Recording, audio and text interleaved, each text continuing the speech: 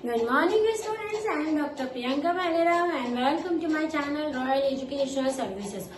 तो लास्ट जो वीडियो थे उसमें मैंने न्यूमेरिकल मेथड के आपको लीनियर इक्वेशन को सॉल्व करने की मेथड बताई थी, डायरेक्ट मेथड और इनडायरेक्ट मेथड यानी एग्जैक्ट और इटरेटिव मेथड। उसमें वेरी फर्स्ट मेथड जो थी हमारी गॉस एलिमिनेशन मेथड, उसका मैंने आपको पूरा एल्गोरिथम बताया था कि किस तरह से क्वेश्चन में गॉस एलिमिनेशन मेथड को सॉल्व किया जाता है।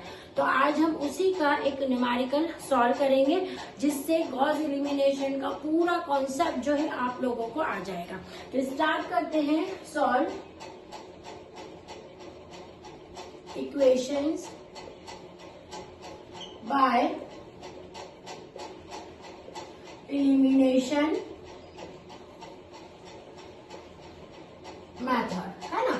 आपको इक्वेशंस देके रखी है x plus 3y plus 2z equals to 5। Next equation है आपके पास में 2x plus 4y equals to minus 6z equals to -4। और नेक्स्ट इक्वेशन है आपकी third x plus 5y plus 3z equals to 10, है ना। ये आपकी तीनों इक्वेशन आपको देके रखी। तो गॉस एलिमिनेशन मेथड में हम क्या करते हैं, सबसे पहले इसकी मैट्रिक्स इक्वेशन बना देते हैं, ठीक है। इसके सॉल्यूशन में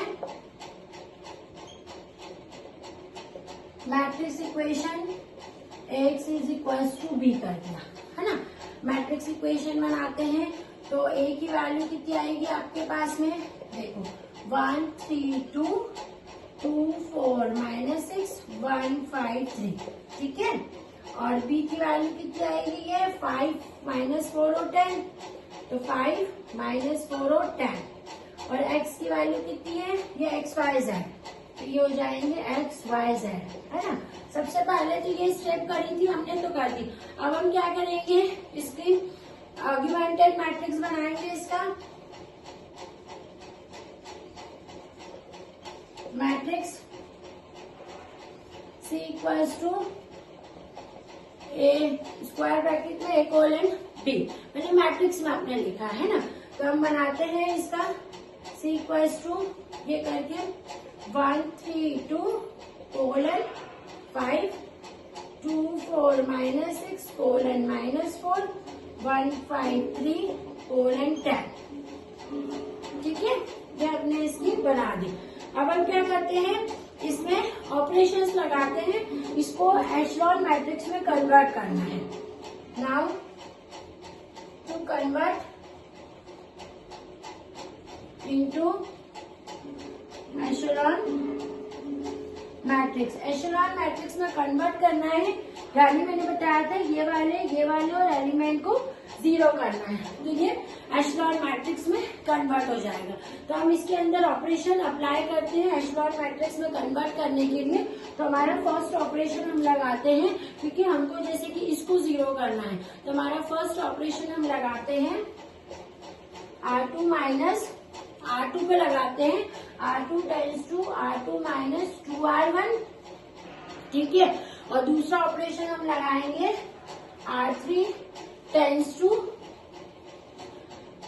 R3 minus R1, R3 minus R1। तो ये दो ऑपरेशन जो है आपको यहाँ पर लगाने हैं, जिससे कि ये जो मैट्रिक्स है वो एशेलॉन मैट्रिक्स में कन्वर्ट हो जाएगा, ठीक है। तो हम ये दोनों ऑपरेशन को इसके अंदर लगाते हैं। यहाँ पर कौन कौन से ऑपरेशन है दिख रहा है ना, यहाँ पर R2 पे लगेगा R2 माइनस 2R1, फिर ये R3 पे लगेगा R3 माइनस R2, ठीक है। ये दोनों ऑपरेशन हम लगाएंगे, तो जो हमको मैट्रिक्स मिलेगा वो कुछ इस टाइप से मिलेगा 1 3 2 कोलन 5, है ना। अब हम लगाते हैं, हमारा क्या हो जाएगा, वो 0 -2 -10 -4, 0 -2 -10 और -4, है ना। एक एक ऑपरेशन आपको उसमें लगाते जाना है, ठीक है। -14, फिर लास्ट वाला लगाएंगे R3 में, लगाएंगे R3 माइनस R1, यानी R3 माइनस R1, और वो R3 में अप्लाई होगा। तो 1 - 1 करेंगे तो वो तो 0 हो जाएगा, तो वो 0 हो गया, है ना। अब क्या करेंगे, 5 - 3 कर देंगे तो ये हो जाएगा 2, है ना। फिर इसको करेंगे 3 माइनस 2 कर देंगे तो वो हो जाएगा 1 कोलन 5, है ना। तो ये आपने R3 और R2 पे ये दो आपके ऑपरेशन लगा दिए। अब हम थर्ड ऑपरेशन लगाएंगे, R2 tense to minus 1/2 R2, है ना। मतलब इन सबको 2 से डिवाइड कर देते हैं अपन। तो ये कितने हो जाएंगे आपके 1 3 2 कोलन 5 0 -1 -5 माइनस से कर लेना तो प्लस हो जाएगा 7 1 5, है ना। इस तरह से ये हो जाएगा। अब हम इसमें लगा देंगे क्योंकि हमको यहाँ पर भी 0 लेके आना है। तो ये कैसा हो जाएगा ऑपरेशन आपका, यहाँ पर 0 लाने के लिए R3 टेंस टू R3 पे ऑपरेशन लगेगा R3 माइनस 2 R1। जब इसमें 2 को मल्टीप्लाई कर देंगे और इससे माइनस कर देंगे तो 0 हो जाएगा। तो ये ऑपरेशन लगने के बाद आपका मैट्रिक्स कैसा हो जाएगा 2 कोलन 5 0 1 5 7 0 0 -9 कोलन -9, है ना।